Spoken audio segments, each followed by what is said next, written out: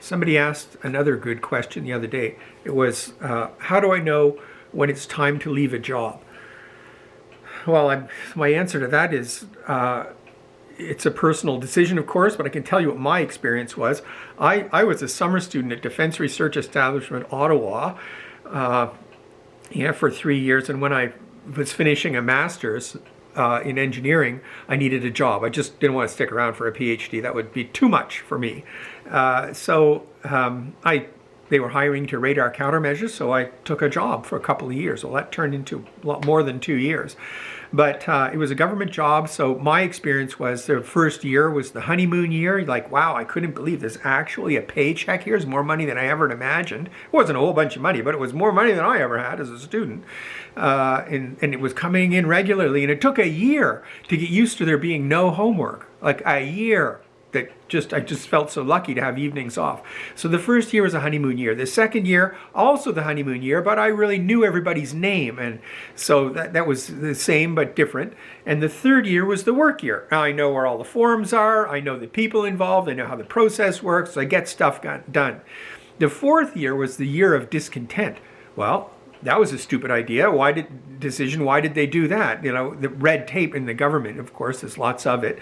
And there's some efficiency and just, I'm not in charge of everything. So I thought, this isn't working out very well. This isn't the right way to do things. The fifth year was the get out year. Like, I can't stand the frustration anymore. So I started looking around and I went to work for MEL Defense Systems, which became Lockheed Canada and then Lockheed Martin Canada.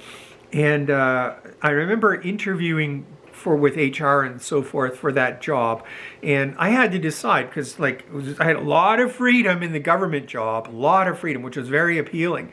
But the decision to change jobs was a gradual one. And looking back, I know that I had actually left my job about a week before I actually made the decision to myself.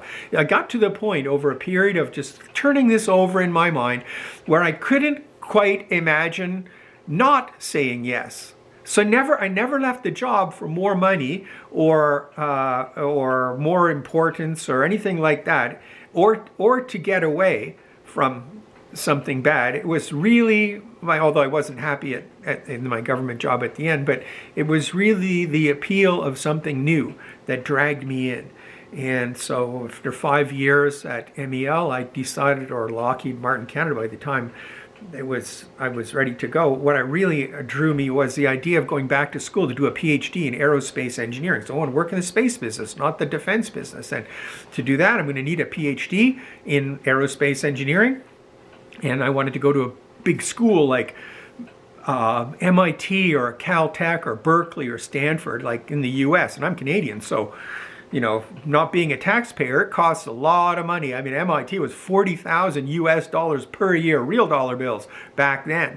So I thought if I could be a contractor, because the labor rates are quite high because you have no benefits. Everything you get paid has to pay for personal days off, vacations, sick days, statutory holidays, dental, eyes, health club membership. There's no break on insurance or anything like that. So all that has to be paid for by the labor rate that you charge. That's why the rates are what they are. And if you look as an employee of a company, if you add up the value of all the benefits that you get from working inside that company and then compare it to your actual hourly rate before tax, it's probably double. What you're really making is double your salary, or most of double what your actual salary is. So that's why the rates are on. I thought if I just do this for a couple of years, I can save $40,000 and I can put that into MIT or Stanford or wherever, and that's just tuition. That's not books or travel or lodging or food or anything, but sink or swim. But I thought I could make it try for 1 year.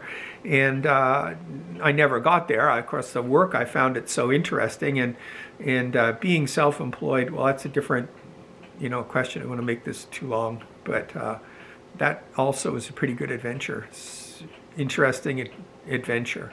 So anyway, I hope this perspective helps.